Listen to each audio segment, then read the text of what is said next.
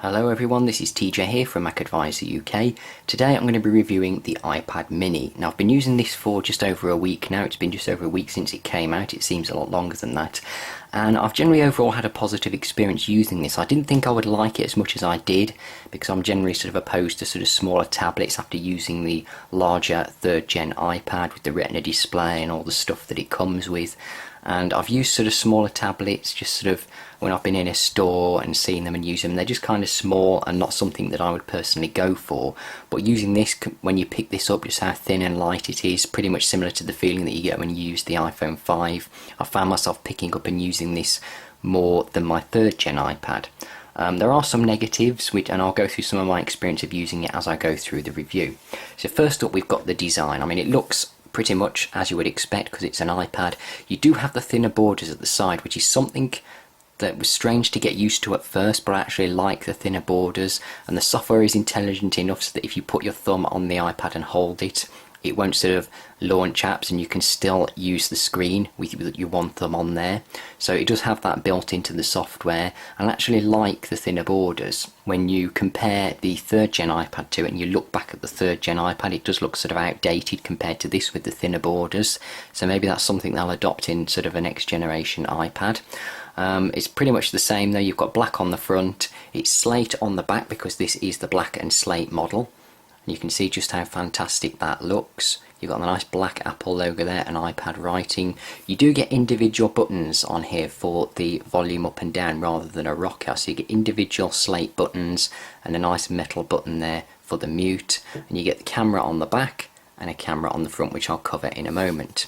Now this doesn't have a Retina display, which is one of the downsides, which I'll cover in sort of the negative points. This is 7.2mm thin, it weighs 308 grams, which is 23% thinner than the current iPad and 53% lighter, and that you certainly feel that when you pick it up. I mean, that's one of the things that I think has blown away a lot of people when they've used this and picked it up in a store, just how portable this is. I mean, this quite easily fit into a bag because there's practically nothing to it.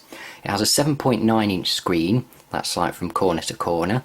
So it is 0.9 of an inch, so almost an inch larger than 7-inch tablet. It's got a 4.3 aspect ratio. Now some of the tablets have a 16:9 aspect ratio and they look good for things like video, maybe for playing some games and a few other things.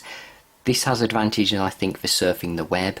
And when you're surfing the web on this, I think you can just see more of the website.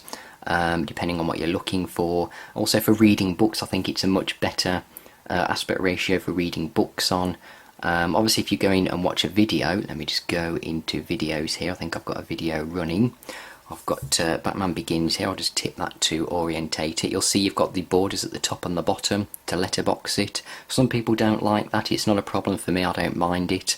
I mean, I don't tend to watch too much video on my iPad, but you do get that, whereas obviously with a tablet that has a 16:9 aspect ratio, you probably wouldn't get that as much, or something that's close to that ratio, you wouldn't get those large borders at the top and the bottom. It's 35% larger than a smaller 7-inch tablet, so that may be an issue for some.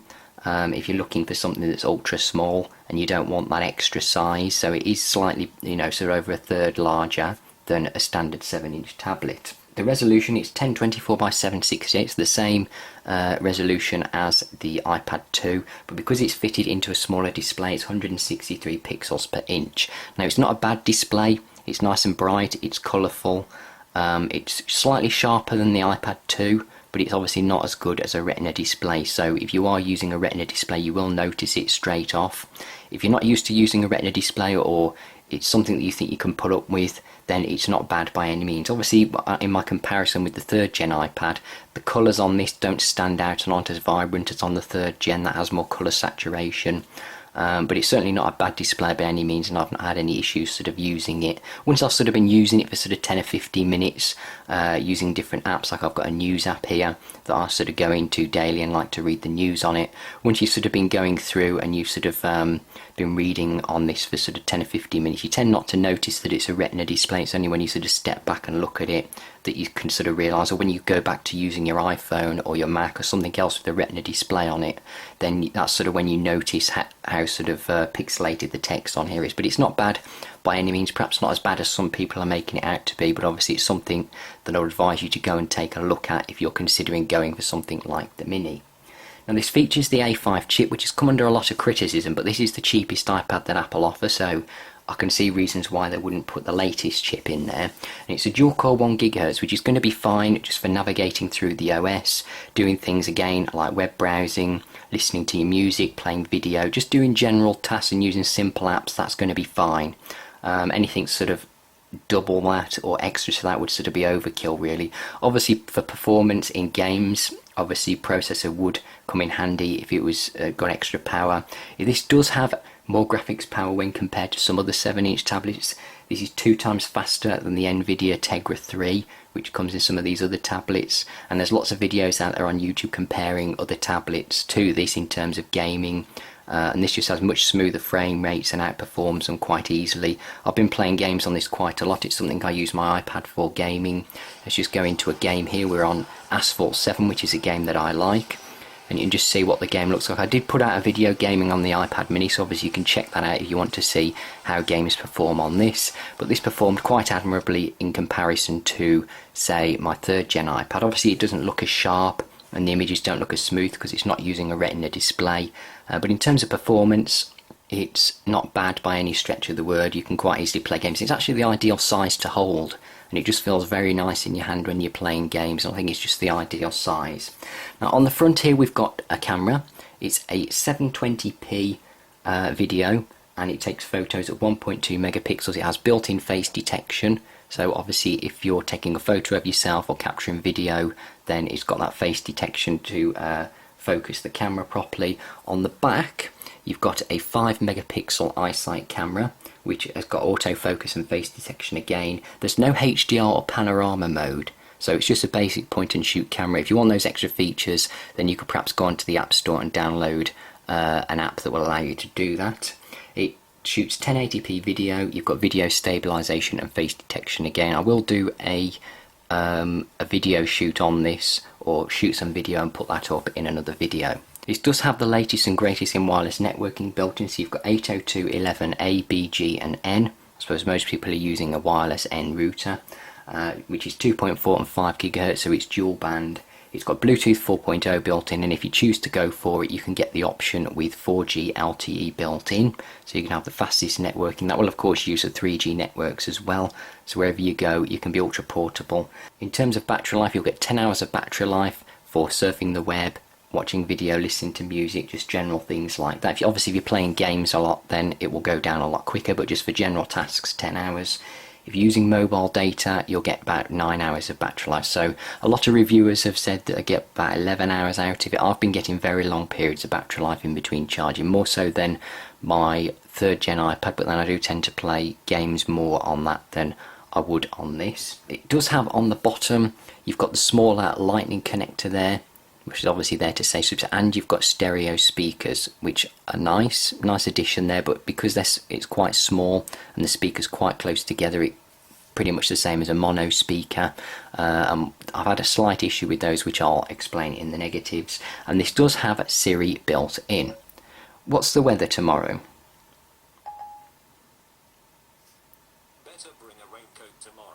So you've got Siri built in, which I don't quite know why they've not put that on the iPad 2 yet in a software update, but you do get Siri with this, which is something that a lot of people have asked about, and obviously want on their iPad. So if you go for a mini, you'll get Siri built in, which is perhaps not something that some people will use all the time, but it's nice and fun to have a play around with. This does come with access to 275,000 iPad optimized apps, so things like Flipboard, they look great on the iPad. I use this on my iPhone and 3rd gen iPad. It looks great on there. It looks equally as good on here. You can just tap on a category of what it is that you want to view. This just works like a magazine or a newspaper.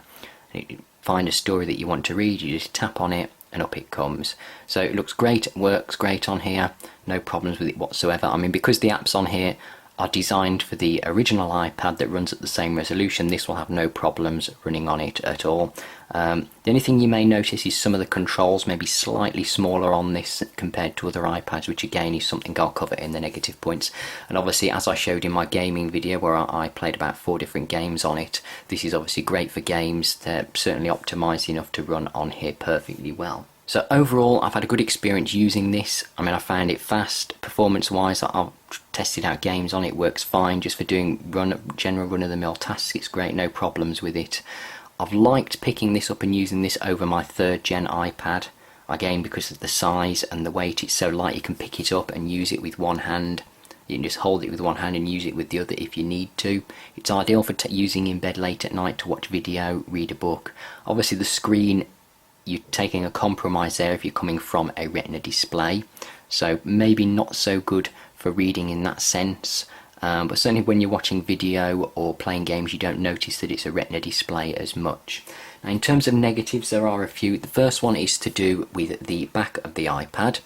Obviously this may get scratched. This is the black and slate model, so you may get scratches on this. I've not had any marks, dents, scratches or anything on this over the course of the week. I mean, I've been particularly careful with it, but I've not had a case or anything with it.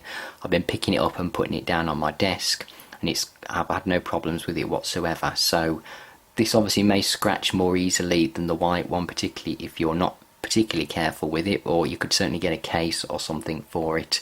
But that may be a deciding factor in which colour to go for. Most people have gone for the white model, I think, because if that scratches, it's not as noticeable, whereas if this scratches off, you'll just see silver underneath. But again, you can get a case for it, or it depends. If you're like me and you're somebody who's careful with it, I mean, I could perhaps own this for a year and it would never get a scratch on it. It just depends on whether you're worried about that getting scratched. So that might be a negative for some people. The other thing as well is the stereo speakers on the bottom, which I did mention in my first impressions videos. When you're holding it to play games, or sometimes if you're watching video, your palm does cover one of the speaker grills. So although the stereo speaker isn't that great anyway, it sounds pretty much as good as the mono speaker on the 3rd gen iPad in my opinion. You do sort of cover it up a little bit when you're playing games. I mean, it's not much of a problem. Even when you move your hand away, you can't tell much difference, but it's just a small negative that I thought I would mention. Now, something else I mentioned in my first impressions video was things like smaller controls. So if you go into the settings here, you may notice down the side here you've got all the different options and they are smaller. So, and particularly in things like Safari as well. Let me just go into Safari. All the bookmarks at the top are a lot smaller than you would find on a larger iPad.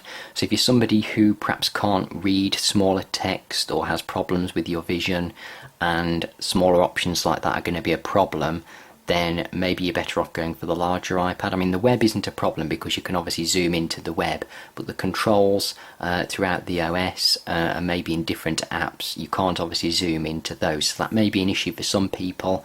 It was an issue for me initially coming from the larger iPad, seeing and using those smaller controls, but it's something I've kind of gotten used to over the week, so it's not so much of an issue now. And the other thing, which is the big one, is the fact that it's not a Retina display. Now, as I said, it's not that much of an issue. I mean, a lot of people are probably making it out to be worse than it is. It's not as bad as the iPad 2, but again, it's not as good as the 3rd gen iPad's Retina display. So if you're going to be reading a lot, then you may notice a difference in the text. It's obviously not going to be sharp and as crisp on this when you're reading something in iBooks. Let me just see if I can go into a book, although you probably won't be able to tell on camera. We'll go into Infinity Blade here. I mean, this looks fine to me from this distance, but obviously I'll be holding this a lot closer if I was in bed. But if I just bring this up to the camera, I don't know whether you can tell on the camera what the text is actually like or how pixelated that is. Once I've sort of been reading on this for a short while, I don't tend to notice anyway. It's only when you sort of first look at the text when you can see how pixelated it is, or when I compare it to one of my other devices. As I said, when you're watching video or playing games, you don't notice as much because you're too engrossed in what you're doing. Generally, I think it's just when you're looking at text you tend to notice that it's not a Retina display. I mean, if I decided to go and buy an iPad mini for myself, then I could put up with the text, but that obviously, if that's an issue for you, then I would certainly go for the larger iPad. Or if you're used to using all Retina devices and you want an iPad mini, then perhaps wait for the 2nd generation iPad mini to come out, which obviously is already rumoured to have a Retina display. So that's my review and thoughts on the iPad mini. Great device, I'm pleased with it overall. Does everything that I'd want it to. Love the size, love how thin and light it is. Great for playing games on here, which is a plus for me because that's something that I do on my iPad a lot. Let down, I think, mainly by the lack of Retina display, which is reasons why they didn't put that in: battery life and cost, 2 of them, but there were a few other reasons that I read why that wasn't in here. We may see that in another generation, maybe the 2nd generation if we're lucky. So that's obviously going to be a deciding factor. Now, a lot of people have asked me, should I go for the iPad mini or the 3rd or 4th generation iPad. You're going to have trade-offs whichever one you go for. If you're going for this, it's going to be purely for the form factor, I think. If you like the smaller form factor and you want something that's incredibly portable, this is the one to go for. Obviously, you do lose the Retina display on this, so that's the downside. If you go for the larger iPad, you get that fantastic Retina display. You get slightly better performance with the processor that's in there with the A5X in the 3rd gen, or you get the A6 in the 4th gen iPad, so you're going to get much better processor and graphics performance in that over this. And again, you get the Retina display and various other improvements in that, but that is larger and heavier, so it all depends whether you want performance and that Retina display over the form and function of this. So it sort of depends on your own personal preference. I obviously can't recommend one over the other, but this is certainly a great tablet nonetheless, in my opinion, depending on what you want to use it for. Now, most people perhaps haven't got Retina devices anyway, so if you're just using a regular device, whether it's a computer, tablet, phone, then this is going to be perfect for you, because the screen on this is going to be great regardless. Obviously, if you're used to using all Retina devices like myself, then you will sort of notice a decrease in quality. But whether that's something you can put up with it, I know a lot of people have been selling their Retina iPads to get one of these, and they're prepared to put up with the quality on the display. So it's up to you really, and I'll certainly recommend going into a store and checking one of these out if you're thinking of getting one. So that's my review and thoughts on the iPad mini. If you've got any comments or questions, then submit those below, or you can send me an email. Check out my social links as well for Facebook and Twitter, and I've also added a couple of new links for Instagram and Flickr, which you can check out those. I'll keep putting wallpapers up on Flickr for various different devices. And don't forget to give this video a thumbs up. Thank you all for watching, and I'll see you in the next video.